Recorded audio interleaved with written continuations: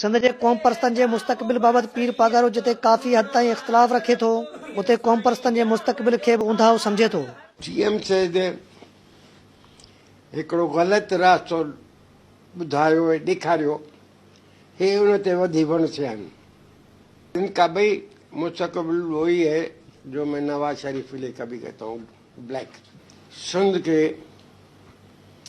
हमेशा वो बातें करते हैं सिंध की जो सिंध को पीछे कर जाती है, आगे कौम में नथी वधे।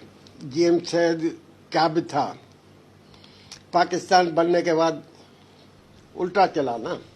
जे तव्हांजा जे अॼु जा नेशनलिस्ट सब पेरोल ते सिंध की खिदमत कर रहे हैं, पानी बरसात न पड़े, सिंधियों को ले जाएं, गोलियां रास्ते में मिले, खाएं, लोग जूते खाएं, धरना भरे। ऐसा कोई हुआ है? नेशनलिस्ट को सिर्फ लीडर्स पर से बनाते रहे। जमायत जो जरूर करो कराचे वारनि सां,